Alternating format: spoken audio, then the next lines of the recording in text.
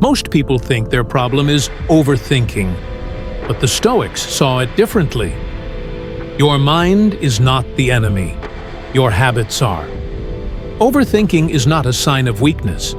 It's a sign that the mind has been trained to constantly react, analyze, compare, and predict.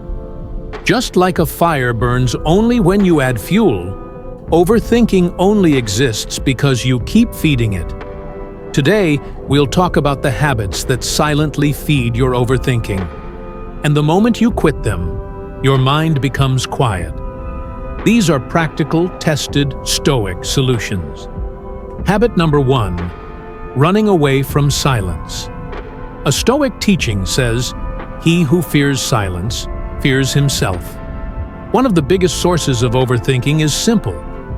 You never let your mind rest. You always need noise, music, scrolling, talking, notifications, something, anything, to fill the silence. But here's the truth. When you never sit with silence, your mind becomes wild. It becomes uncontrollable because it never learns to be still.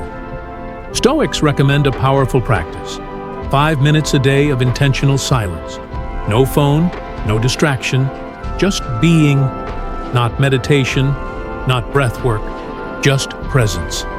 Once you stop running from silence, half of your overthinking disappears, because your mind finally learns that stillness is safe. Habit number 2: trying to control what isn't yours. Marcus Aurelius wrote, "Your anxiety comes not from events, but from your thoughts about events." Overthinking is almost always a war with the uncontrollable. You replay the past, you fear the future, you try to rewrite conversations, you try to predict people's thoughts, you imagine problems that haven't happened yet. The Stoics call this misdirected effort. The cure? Control separation. Every time a thought appears, ask, "Is this under my control?" If the answer is no, let it go. If the answer is yes, take action. When you quit the habit of fighting what you can't control, your mind stops wasting energy on pointless thoughts. Habit number 3: constant digital overload. Even ancient Stoics warned, guard your mind against unnecessary impressions. Today, this is more relevant than ever. Infinite scrolling, endless content, bad news, negative comments, comparison, drama, fear, noise. Your brain is not designed to absorb this much information in one day. When the mind is overstimulated, it continues thinking even when you stop scrolling. This fuels overthinking. The Stoic solution: mental diet. Just like you control what you eat, you must control what enters your mind. Reduce digital noise, and you reduce mental noise. Habit number 4: being brutal with yourself. Epictetus once said, "If someone treated you the way you treat yourself, you would call them your enemy." Most overthinking is self-punishment. Why did I say that? Why am I not better? Why did I fail again? Why am I not like them? This habit traps you in endless mental loops, but Stoicism teaches, you are a student of life, not a finished product. You learn, you grow, you evolve.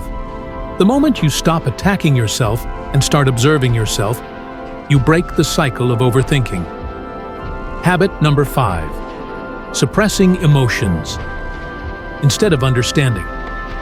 Them Stoics never said, "Don't feel." They said, "Do not identify with every feeling." Overthinking usually begins when you try to suppress an emotion: anxiety, sadness, fear, anger, uncertainty. The more you fight the feeling, the louder it becomes.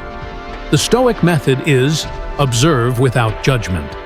Say to yourself, "I feel anxious right now. This is a temporary feeling. It is not who I am." When you stop resisting emotions, they stop controlling you. Conclusion: the Stoic formula for a quiet mind. Overthinking is not a mental failure. It's a signal. a signal that something in your habits, your routines, your beliefs, your environment is out of balance. Quit these habits.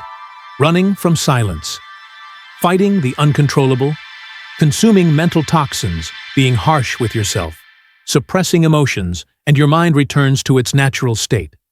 Calm, clear, focused. Stoics believed peace is not something you search for. It's something you create by removing what destroys it. Remove the habits that feed overthinking, and peace will appear on its own.